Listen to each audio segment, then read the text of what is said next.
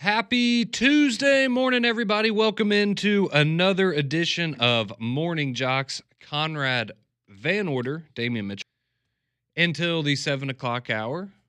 Appreciate you making us a part of your morning each and every weekday here on today as we continue to chug along towards the start of college football season. We have some good, positive, the best actually recruiting news that one team in the state has gotten in a number of months. So we can certainly start off things on a high note there. And I do want to throw out another question similar to yesterday, though, just as we're kind of, again, getting closer and closer to the start of college football season. So I do think that maybe next week we will start off really going through with our deep dives of all of the teams in the SEC, because we know a lot of people have been asking for that. You know, when are we going to start really hammering down? I mean, going through the schedule, taking a look at the depth chart, taking a look at, who are the key returners, who are the key additions that a lot of these teams made, and just kind of giving you a prepper essentially on all 16 teams in the SEC heading into the fall.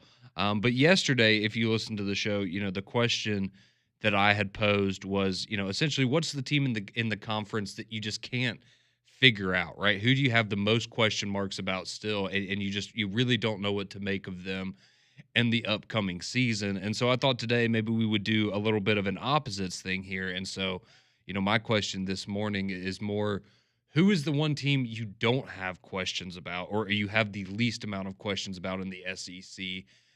The team you're the most confident in what their season is going to look like. I'm not saying who are you the most confident in, who do you think is going to be the best team, but what's a team, maybe you feel really convicted that, Missouri's going to go 8-4 and they're going to go play in the ReliaQuest Bowl against Illinois. I don't know. Maybe you have that already figured out in your mind. You know exactly how their season's going to go.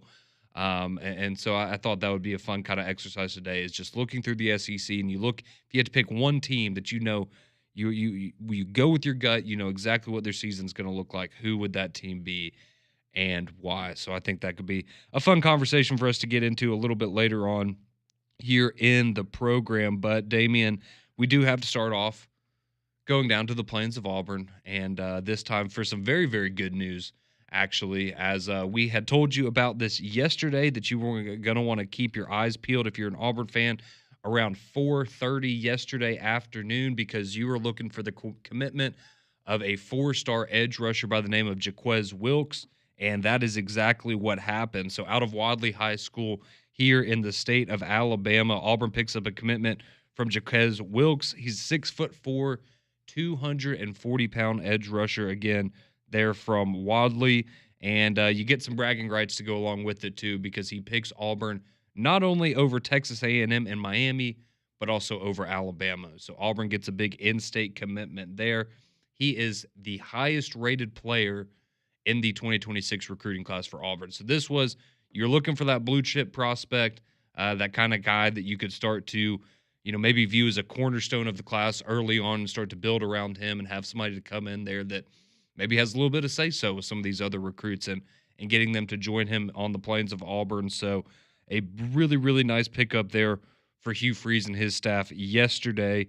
It also bumped Auburn up about 10 spots in the recruiting rankings. They're now up to 65 in recruiting rankings, and that's with only 11 total commitments. So you can see where, again, you start to get a couple more of those commitments in there, and you quickly can see how you go from being in the 70s and 80s, like we were talking about a couple weeks ago, to potentially another top 20 class, maybe even getting up closer to the top 15, top 10 eventually when all is said and done. But nonetheless, Damian, a really, really big pickup for Auburn yesterday as they get Jaquez Wilkes, the 4-star edge rusher out of Wadley, the now crown jewel of their recruiting class. Yeah, and they had to go to the 1A ranks to get him. I know him rather well because in the state championship game this past year, Maplesville played Wadley, and Wadley had 312 yards of total offense, 0 passing yards.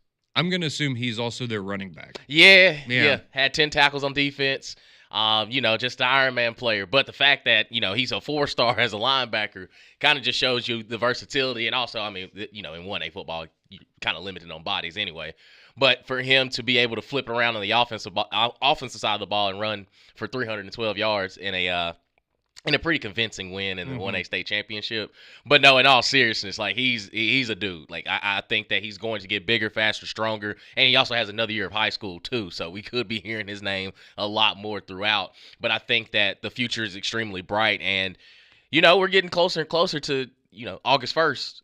When it comes to the recruiting side, especially for Auburn, because that's the date that they told us, that we need to kind of be on the lookout for. But I do think that for all the momentum that you've had or lack of momentum that you had in recruiting, you at least got a commitment from somebody that's, not too far from home and could make an impact when he does get on campus in the future. Yeah, no doubt about it. So big pickup there for Auburn, getting Jaquez Wilkes, the 4-star edge rusher here in the state of Alabama. And that was, kind of another talking point with the whole recruiting thing, right? Was last year, Auburn did such a good job of essentially loading up on all the top talent in the state of Alabama.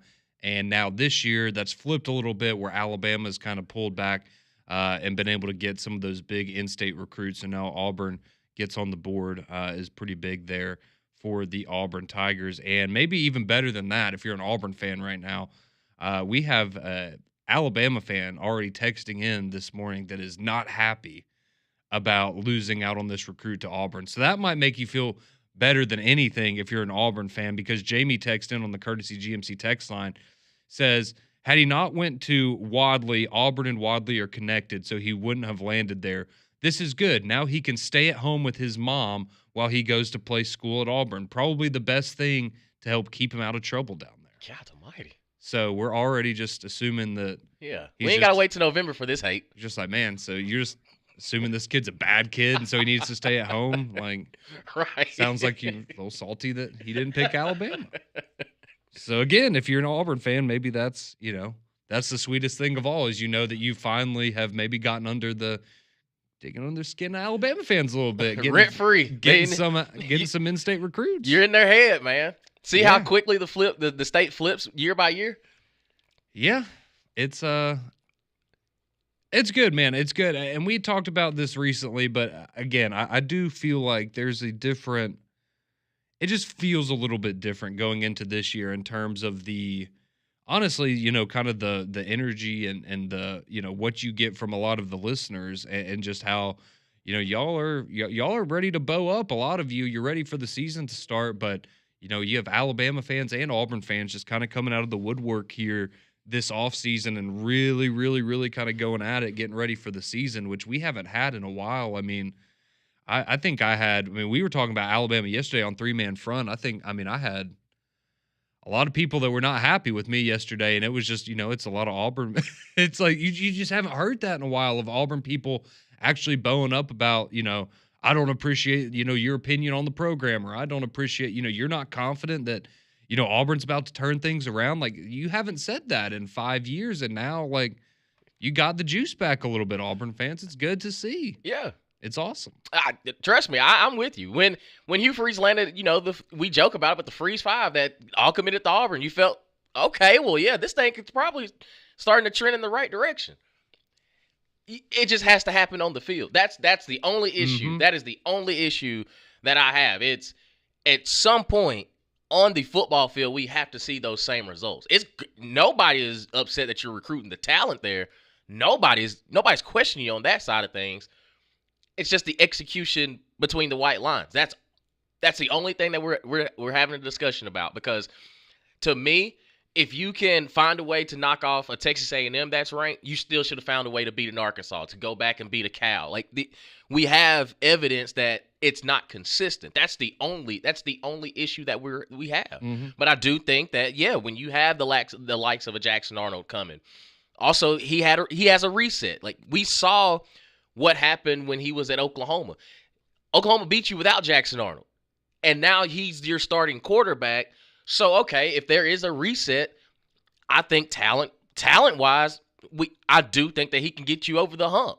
Because, again, I don't want to beat a dead horse, but you wasted 2 years with Peyton Thorne, and then last year Hugh Freeze doubled down on him. So it's like, okay, well, Jackson Arnold had a different path to get to you, but it's kind of hard to put all your chips behind him because, again, in the event that he does have a bad game or have a bad, possession or something, does he get in his own head? Because he did a little bit last year while he was at Oklahoma. So it's a cautious optimism. Like it is something that we can ease into. Now if we're sitting here at they knock off Baylor, knock off Ball State, South Alabama, they roll into Oklahoma 3-0, then yeah, let's see what this thing is going to look like, because that's your first SEC game. But I do think that it's fine to be cautiously optimistic, but also you have to, even as an Auburn fan, you have to look at, is the on-field product producing? That is all that matters, because again, you have the talent. It's, can I look at Auburn on a Saturday, and do they beat the teams they're supposed to beat? Now, if you lose to Georgia, Alabama, understandable, but you can't blow a 17-3 lead over Missouri. You can't have a turnover battle with Arkansas. Like, you can't score 7 points and try to beat Vanderbilt. Like, those are the things that you have to overcome. And yes, I do think this year is trending in the direction that you should be able to overcome that. We just got to see it. That's all I'm asking. Make Auburn great again? Is that Yeah, what they're saying absolutely. in the streets? Is that what they're saying? They are. They're saying War Eagle, but yeah, that too. Okay, I just get those confused sometimes, but yeah, hopefully. And I appreciate all of y'all being along for the ride with us this morning, as we have a lot more college football news to get to for sure. That's just the start of it. So we have some changes with a big quarterback making a move in the realm of college football. And how about the Big Ten? We had SEC Media Days last week, but the Big Ten, and are we really buying into this one team out of the Big Ten? That's all coming up next here on Morning Jox.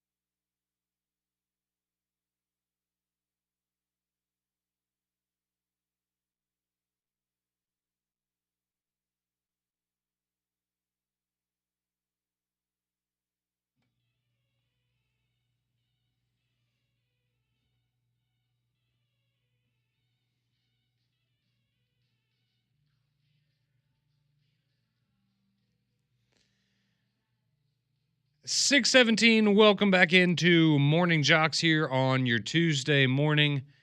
Conrad and Damian here with you. We will hand you off to McElroy and Kubelik in the morning.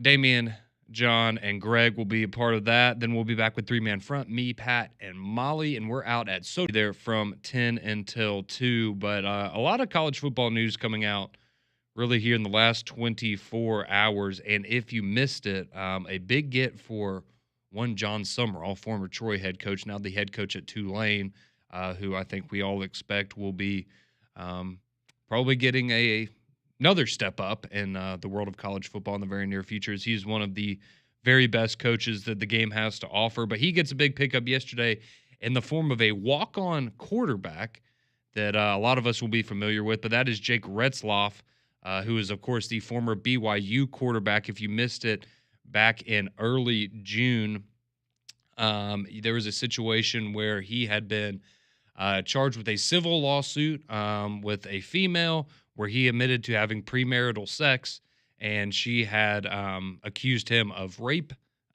Ultimately, she dropped all of those charges, and so that part of the legal situation has been resolved, and all of the charges were dropped once again. But in the process of this, through the court process, he had to admit that he had premarital sex while on campus at BYU and a member of the football program, which violates their honor code and would have set him up to receive a 7-game suspension for the upcoming college football season. So instead of doing that, he decided that he would enter the transfer portal, and it's certainly going to be a quick acclimation process for him at Tulane.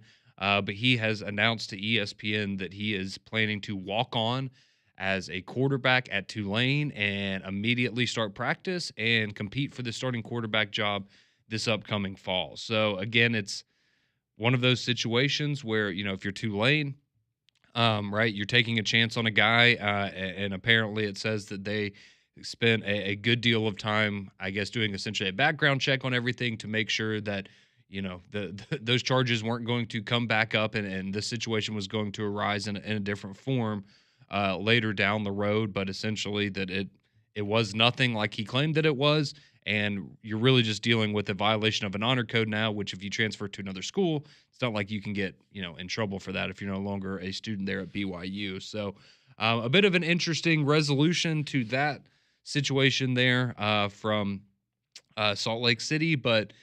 He now heads to Tulane, and John Summerall has himself a nice addition to his quarterback room, and so we will see if he ultimately is named the starter later this year. But kind of a cool connection there, because while Summerall was at Troy, Retzloff was one of the players that he had recruited to go to Troy before he ultimately decided to go to BYU.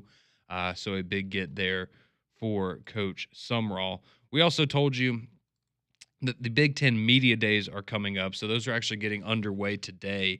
And so they don't do a normal ballot like we did at Media Days last week, Damian, where, essentially the way that works is you get credentialed to be a part of Media Days, and then the SEC office, they will send you an email that has, a special link for you to go, and that's how you submit your ballot and do all your voting. Well, the Big Ten doesn't do that.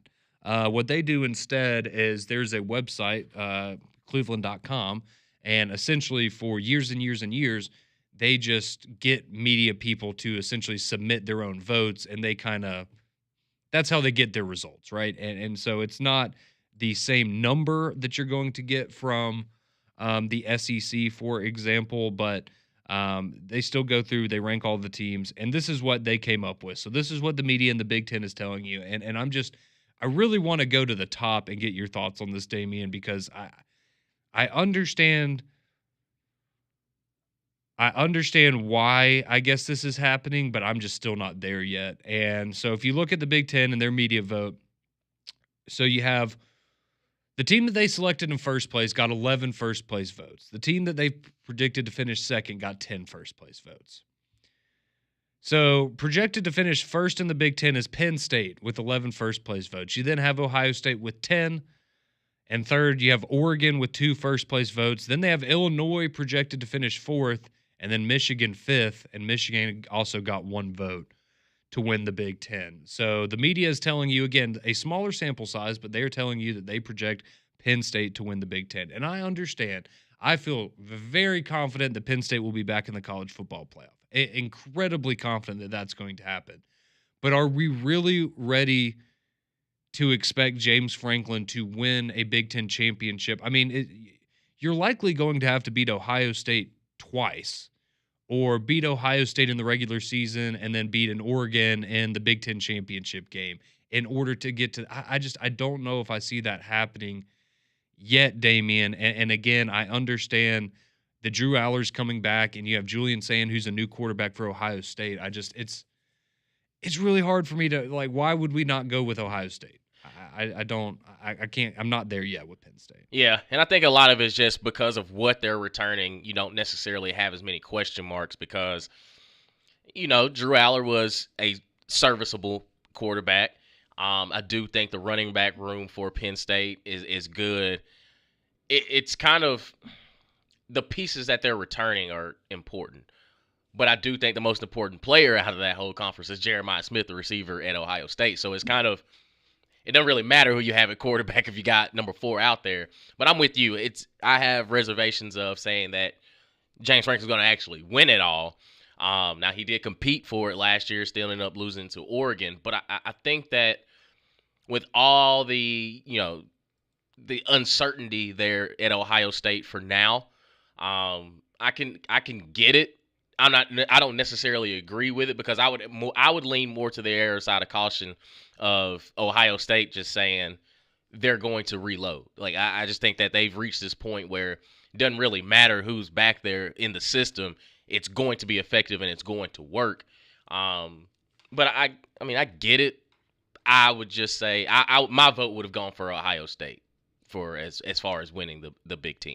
It's just hard for me not to. And again, Julian Sane could be an absolute disaster, right? And that changes everything. But I mean, when you're throwing to Jeremiah Smith and Cornell Tate, right? It's like you don't have to be Superman out there, right? Like exactly. You just kind of have to.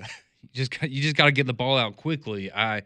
Yeah, and I mean, you look at their schedule, and again, their schedule is easy in the sense that outside of Oregon and Ohio State, I mean, the toughest game you have is Indiana, Iowa, maybe Nebraska. Like, again, that's how I think big of a gap there is kind of between those top teams in the Big Ten and the rest of the conference.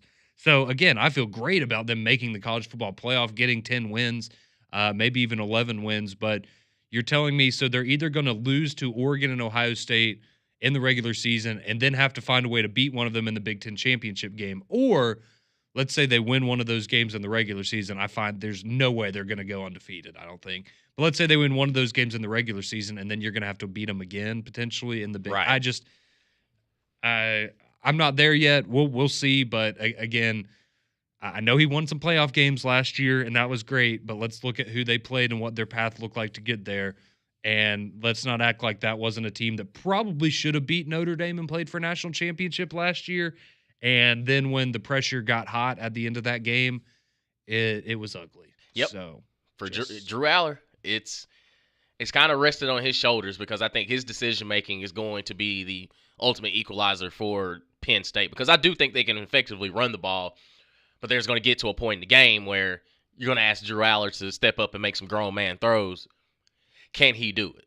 Can he have the jump that Cade Klubnik had last season for Clemson, where it's, okay, yeah, we see glimpses, but he hadn't put it together. Drew Aller, you've seen moments. Also, the offensive system isn't necessarily made for him to go out there and throw for 400, but it's those third down passes where it's third and medium and third and long.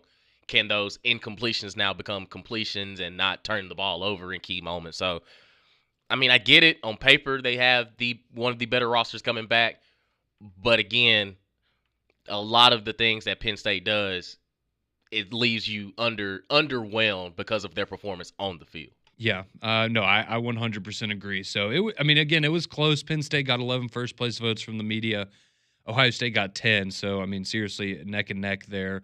And I'm guessing based on the total number of votes you got here, it looks like 24 is the number of media members that voted on this. So, again, a smaller sample size, but big expectations for Penn State now. And that's kind of the other thing is, now that you've proven that you can win games in the playoff, regardless of it, maybe how favorable the matchups were, right? Like that's not the expectation. So can you do that again, and can you continue to build that program and get closer to competing for national titles? So we will certainly see if Penn State is up to that task later on this fall. But we did pose a question at the beginning of the show. If you're just now joining us, so yesterday on the show we kind of went through who was the hardest team for us to get a good read on in the SEC. Who do we have the most question marks about, or who do we just we don't really know where they fit into the hierarchy of the conference coming up this season. And so now today, want to flip the script a little bit and take a look at who are you the most confident in, not who do you think is going to win the conference necessarily. Now, if you just have, a gut feeling that, man, you cannot convince me that Tennessee is not going to win the SEC this year. I might be a little surprised by your answer, but hey, if that's where you're most confident, that's what your gut's telling you, then so be it. But that's kind of where I want to. Most confident in this upcoming season that you have the perfect read on what their season's going to look like. No ifs, ands, or buts about it. So give you some time to stew on that. You can chime in if you want, 205-834-945 to get to hear from you on the courtesy GMC text line.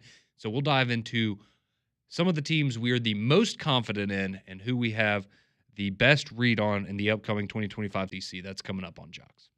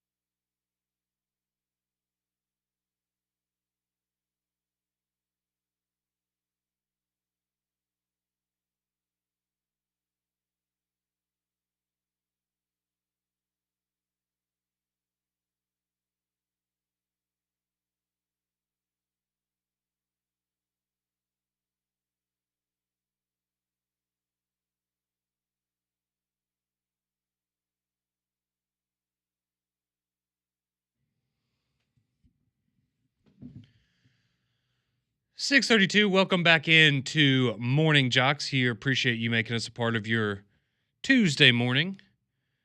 Conrad and Damian here with you until 7 o'clock. And we put a question, if you're just now joining us. We posed the question of who are you the most confident in what their 2025 season will look like here in the SE? You feel the most confident that you know exactly how their season's going to play out. Maybe that doesn't mean that they're going to win the SEC or who you're the most confident in to be the best team. But the team that you are the most confident in, just kind of going through in your mind, what have you made their season ultimately into? And I think there's a lot of interesting ways that you can kind of go with this. Just because I think there are, I mean, okay, and let's be honest. If you want to pick these teams, you can. That's perfectly fine. I think the easier ones are at the bottom in the sense of you kind of know, yeah, like it's not, I don't think it's a crazy hot take, to be like, oh, well, Kentucky is going to only win one SEC game this year. Like, yeah, probably. Like, that's probably pretty spot on. I can't argue with that. But if you want to say, oh, man, I feel really convicted that, I think Arkansas is going to win 10 games this year, and they're going to, be in the college football playoff. I mean, okay, if that's how you feel, then so be it. I'm not trying to put words in your mouth, Damian. You're good. I just know you're good. You're a big Arkansas guy this year. But for me, that team, and again, it doesn't mean I don't have question marks about the team, but in terms of how confident I am of what they will ultimately end up being, I really think I have to go with Ole Miss in the sense that if you had to ask me any team on here that I'm the most confident in what their record will be at the end of the year, I would sit here and tell you Ole Miss at 9-3. And a lot of that has to do with that's just kind of the expectation for Lane. I know we've seen him win 10 games, but again, I go back to last year and you had the perfect setup to find yourself in a college football playoff, but you stubbed your toe against Kentucky, you stubbed your toe against Florida late, and that was such a when they were on last year, I really think you could make an argument that at times they were the best team in the country, right? What they did in that Georgia game was incredible. But then you saw the ugly parts of it, of when that offense stalled and you couldn't get anything going. You saw how bad it was against Kentucky. You saw the throws that Jackson Dart had to force against Florida because they just couldn't get anything going late in those games, and that's ultimately why you find yourself at 9-3. I think similarly for Ole Miss this year, again, I don't really have any questions about the offense.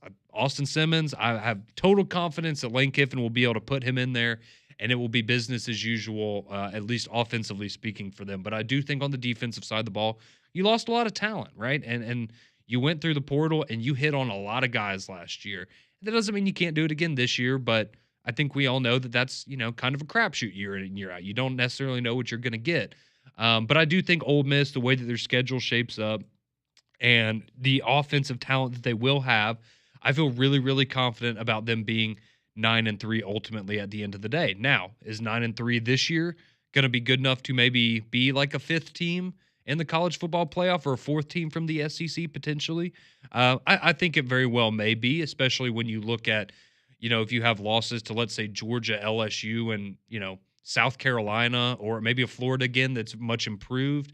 I think you have the potential there. But I feel really, really confident about Ole Miss being 9-3. I don't know how they'll get there necessarily, but I feel really confident that at the end of the year, we're going to look back and go, all right, that was a pretty good year for Ole Miss, and they're about to go to a bowl game and have a chance to get to double-digit wins again. I'm in a similar boat, just with a different team. I'm with the Florida Gators. I think Florida has, and I thought about this yesterday.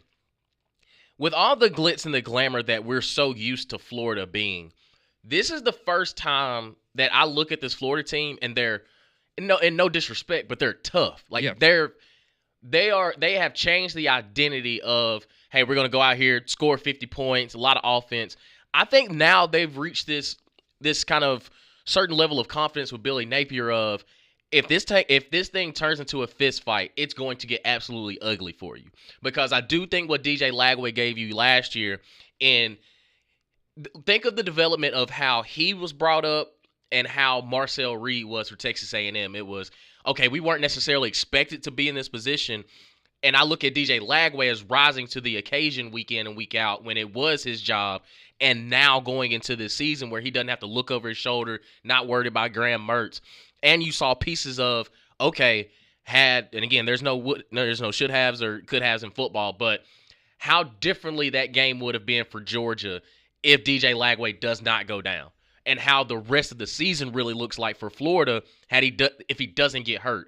So it leans to me. It kind of looks at this season. Okay, if they're quote unquote in the middle of the pack, they're going to be in that upper part of the middle of the pack where it's could be an 8-4, 9-3, and the difference is between you may lose to Texas because Texas just got a couple more Jimmys and Joes than you, but then you find a way to beat an LSU, you find a way to sneak that Georgia win or even beat an Ole Miss, that it doesn't feel like a far-fetched possibility because you beat 2 of those 3 teams last year.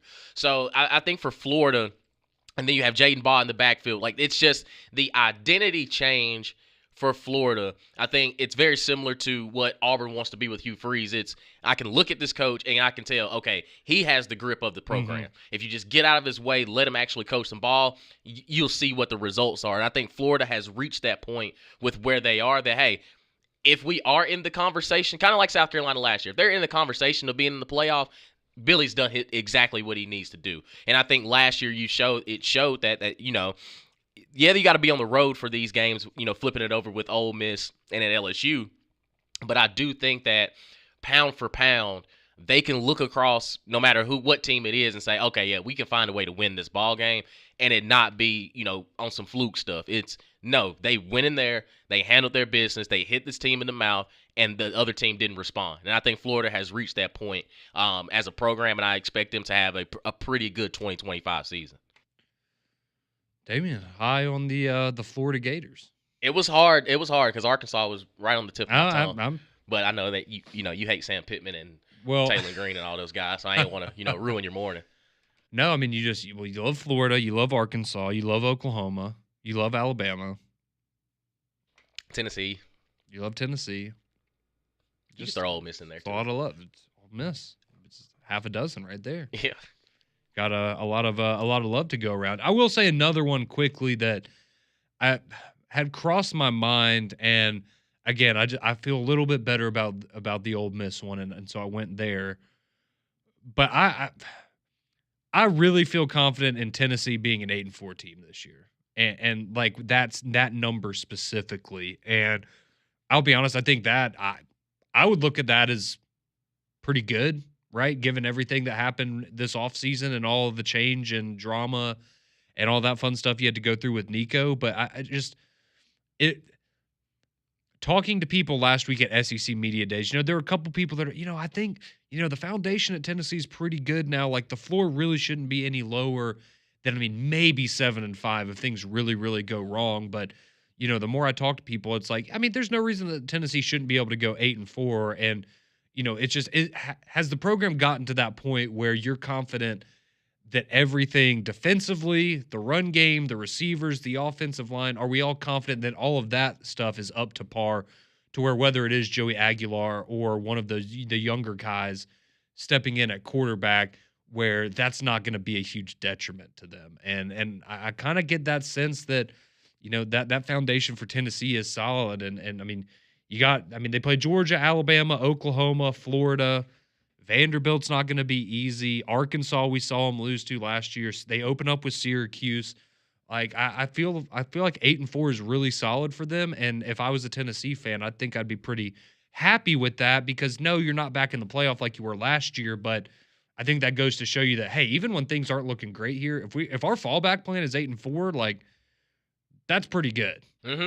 You're just missing a few pieces. That's all it is. It's not. I think the biggest thing, especially for Tennessee, it's no longer just a straight dive off the cliff. It's like a gradual. Hey, we don't have a James Pierce right now on the defense anymore. We still got Jamar McCoy, but also we need to see about his health. Coming back after surgery, too. But also when you look at that receiver room, it's a lot of guys that they've played, but they haven't had an impactful situation where they are looked at as the number one targets, the number one guys. Squirrel White hits the portal. Brew McCoy, he ends it. His career ends up finishing up, and now you got Chris Brazzell, who's kind of looked at as, okay, we brought you in the transfer portal last year, Can you kind of stack a year? Can you develop in another year in this system? And I agree with you. I think that if the absolute end all be all that everything just hits the fan and you're 7-5 battling for 8-4, you got to feel pretty confident that okay, we're at least trending in the right direction. We get a couple more guys in here in these key spots, we can turn this thing around. But just question if you had to pick 4 losses, where would they be For Tennessee? Yeah, for Tennessee. I would go. I'll go Georgia, at Alabama, at Florida, and then I'd probably go Oklahoma. There's a little bit of me that wants to pick that Syracuse game at the beginning of the year, but yeah, I'll go. I would go Georgia, Alabama, Oklahoma, and at Florida. 2 of those games are on the road. 2 of them are at home. I think. I got you. What? I know. I was just wondering. Nope. Is it just a reflex to kind of bow up a little bit when people talk about Tennessee losing? No. I was just trying to get a read just to say, okay, well if they were to lose 4, which 4 would those games be? But you want me to say UAB? And love Trent Dilfer, love the UAB Blazer program, but just don't see that one happen. Don't see that one happen. It'd be quite an upset, wouldn't it? I was looking at one of those Saturdays in October. I was just wondering what your thoughts was about. Yeah, well, see, that's going to be a real conflict of interest for you because your heart's going to be tugged in 2 directions, whether, one to Fayetteville and one to Knoxville, and you're just going to have to another Saturday in October. Figure that one out. Yeah, I said Alabama. I know. I was just you already counted that one as a loss.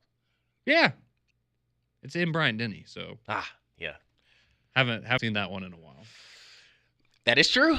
That's true. Neyland seems to serve that one better here recently. But hey, there's a first time in a long time we will see later this year. But would love to hear from y'all. Some of you already sending in your thoughts, but who's the team you're the most confident in the SEC in terms of what their overall record, what their season's going to look like? Who do you just absolutely feel like you have a read on for this upcoming college football season? We hear from you on the Courtesy GMC text line and the hotline next here on Morning Jox.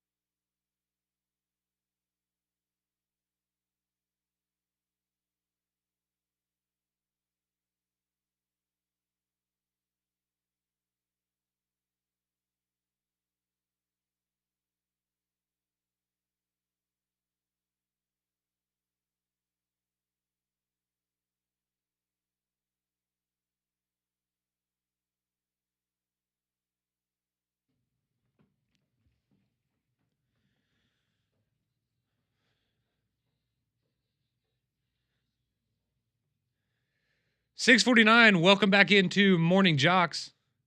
Damien's going to be having a good time when Tennessee and Arkansas play coming up this fall. Alabama play, and when Tennessee and Oklahoma play. And Florida. Man, you get Tennessee playing all of your 4 favorite teams. Yeah. It's an exciting season for you. It is. It is. I'll make a decision, but yeah. Howdy, Alan on the text line says Damien. He says Conrad, Damien's going to be a Florida Gator, isn't he?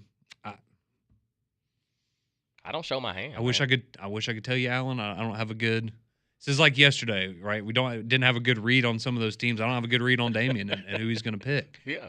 Because every day he tells you a different team that you think would be in the lead, and but I only have 5 now, so it's tough. Yeah. Those only 5 I'm talking about. That's okay. I mean, me and you both put John Mateer in the Heisman. Like, he's going to be in New York. But how can you do that from the middle of the pack in the SEC? So where's your heart lie? Big Bama guy? I think we all know where mine lies. Don't think we Norman, Oklahoma. Don't think we have to question that. But yeah. So we asked you the question of who you are the most confident in what their season's going to look like this fall in the world of college football. And we have a wide range of results coming in, honestly. So we will let's get to those real quick. So we have Teddy. Is that right? Yeah, this is Teddy. He chimes in. This is what his predictions for the upcoming season. These are the teams. He has 4 teams that he feels pretty confident about how their season's going to go. All right, Teddy, let's see what you got. He says Alabama has a great season and wins the national championship. Roll Tide. Florida has a great season and makes a playoff run. Go Gators. Ole Miss has a good season where they show promise. And Texas Hotty toddy. Has a great season but loses in an upset in the playoff. Hook 'em. I wonder who they're losing to. So you'd have Bama, Florida, and Texas all in the playoff, and then I'm assuming Ole Miss just would be right on the outside, so 9-3 again like last year. Okay, Teddy, appreciate you chiming in. Here we go. Alex. Arkansas rolls into the Tennessee game at 5-0.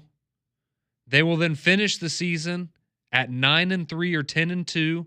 Taylon Green is a big factor in the Heisman conversation. Woo pig. That's Woo pig. I'm here for it. Mm-hmm.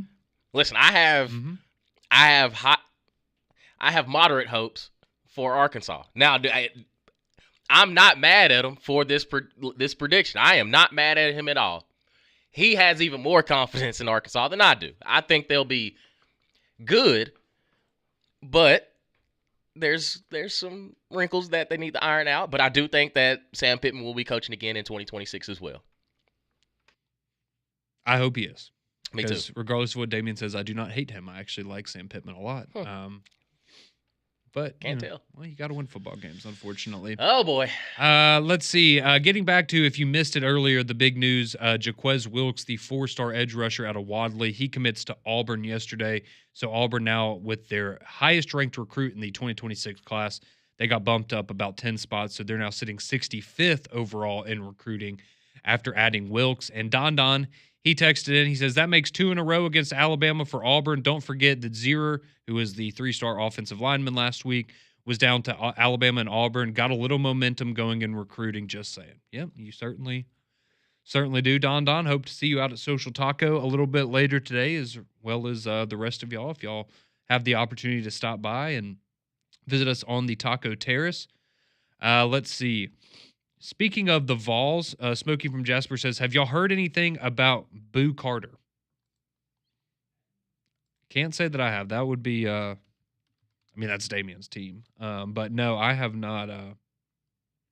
Let's see. The last thing I see here is a news story saying, I don't think it's a slam dunk that he's going to be playing in 2025. So that's your quick update on Boo Carter, if that changes how you feel about Tennessee for this upcoming year.